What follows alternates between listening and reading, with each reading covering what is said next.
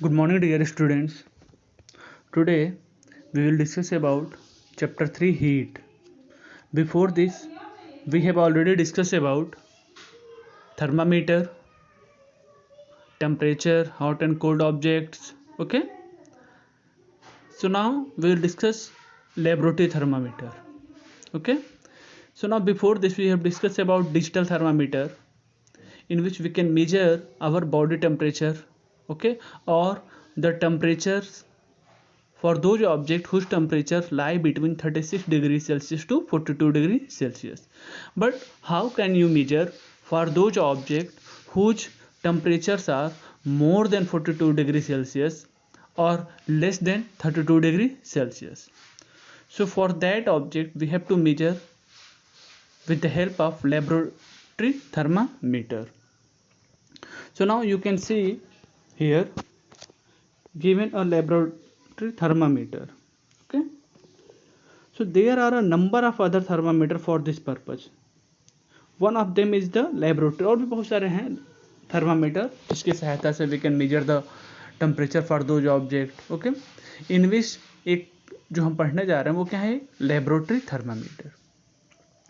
The common laboratory thermometer consists of a long, thick-walled capillary tube with a thin-walled bulb containing mercury or alcohol at one end. The other end is cell. एक क्या होता है, इसमें क्या होते हैं, जो मर्करी क्या होते हैं, फिलअप होते हैं, ठीक है ना, और ये लॉन्ग थिक वॉल्ड होती हैं इन विच एल्कोहल और मर्करी फिलअप होती हैं. ओके, एंड एक जो पार्ट होता है उसका पूरा सील होता है वो. फिर the bore of the capillary tube is made very fine so that a small change in volume of the liquid in the bulb, क्या होता है, बहुत ही वेरी फाइन, बहुत ही स्मॉल, मतलब थिन होते हैं वो, जिससे क्या होता है अगर हल्का से भी इस लिक्विड में अगर टेम्परेचर में कोई चेंज आता है then it should be move, और ये क्या होता है कुछ चेंज हो जाते हैं. Produce and appreciable changes in the length of the thread of a liquid in the stem. एक तरह से जो स्टेम का मतलब क्या कहा गया, जो थिन वॉल है, ठीक है ना. आप देख सकते हो इसमें ना एक रेड कलर की होगी, वो जैसे टेम्परेचर इंक्रीज होता है तो क्या होते हैं वो मूव होना शुरू हो जाती है. फिर it is easy to see the liquid thread as the thick wall tube act as a cylindrical magnifying glass. जो इस ग्लास में क्या हमें इजी वे में you can see the liquid thread. The range of ordinary or laboratory thermometer is -10 degrees Celsius to 110 degrees Celsius. So one question will be arises, what is the range of the laboratory thermometer? -10 degrees Celsius to 110 degrees Celsius. Or what is the range of the digital thermometer? क्या होंगे वो 36 degrees Celsius to 42 degrees Celsius. So now the construction involves the following steps. कुछ steps हैं with the help of which if you want to measure the temperature then you can measure out. How? Selecting a capillary tube of uniform cross section, वो easy way में होना चाहिए, uniform cross section में होना चाहिए. Blowing a thin walled bulb at one end and filling it with just enough mercury.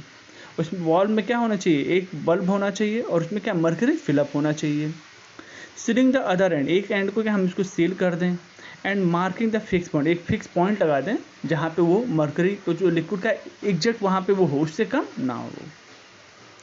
Calibrating the stem in the degree और half degree, उसको क्या हम कैलिब्रेट कर दें, डिग्री कितना होगा, हाफ डिग्री कितने हो जाएंगे 10. It can measure a minimum of 1 degree और हाफ डिग्री, जिससे हम क्या मेजर कर सकते हैं 1 डिग्री टेम्परेचर में डिफरेंस आ रहे हैं वो भी, या हाफ डिग्री में चेंज आ रहे हैं, then you can also measure it. Using the laboratory thermometer, take some warm liquid in a container. Dip the thermometer in it. एक थोड़ा गर्म पानी लेंगे, ठीक है ना, और क्या करेंगे थर्मामीटर को उसमें इमर्स कर देंगे. वाई? अगर कोई उसमें इम्प्योरिटीज वगैरह हैं, बैक्टीरिया, जो क्या होंगे उसमें फिर साफ हो जाएंगे. फिर hold the thermometer vertically, wait for some time till the mercury thread in the thermometer becomes steady, और तब तक उसको वैसे करेंगे जब तक कि वो मर्करी क्या मूवेबल ना हो जाए.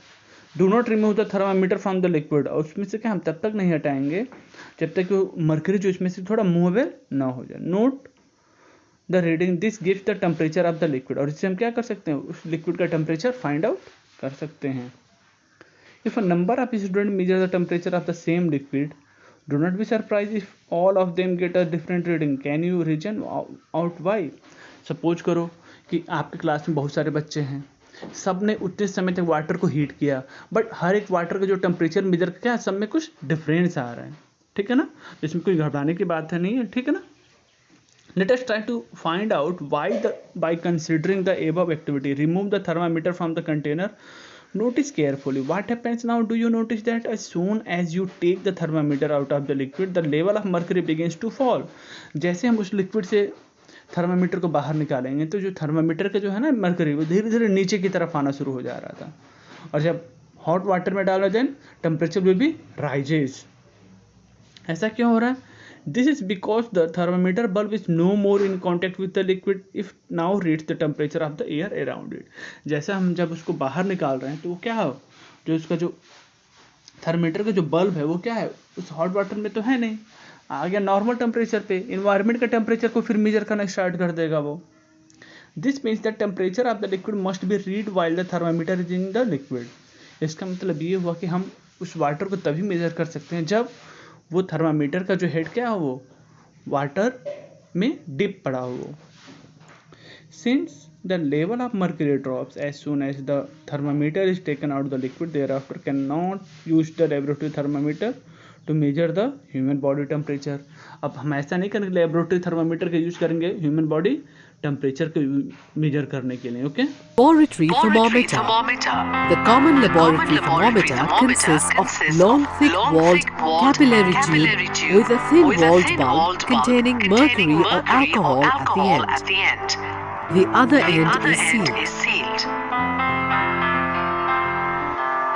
now if anyone asks you what is the laboratory thermometer, so you can say easily the common laboratory thermometer consists of a long thick walled capillary tube with a thin walled bulb containing mercury or alcohol at the end, and the other end is sealed, and its range is minus 10 degrees Celsius to 110 degrees Celsius.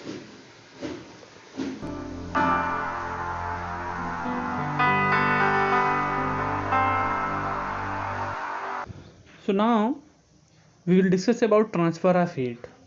Now you can see heat will be transferred from one place to another place. जैसे सन के पास से heat हमारे पास आ जाती है, ठीक है ना, या देखते हो ठंड के समय में आप ब्लोअर चला देते हो रूम में, ठीक है ना, और उसका जो हीट क्या हमारे पास तक आए तो रूम में चारों तरफ स्प्रेड हो जाते हैं। ओके, या फिर कभी आप कोई मेटल का रॉड पकड़े हो ना, और उसका अगर एक corner if you heat then उसका अंदर कॉर्नर अगर आप हाथ में पकड़े हो तो वो भी क्या हो जाएगा, गर्म हो जाएगा, ठीक है ना। So you can say that heat can be transfer. So now let us see. It is common observation that a utensil when placed on a flame becomes hot. जब हम किसी भी यूटेंसिल को हॉट किसी फ्लेम के पास ले जाते हैं तो क्या हो जाता है, वो हॉट हो जाता है। Why?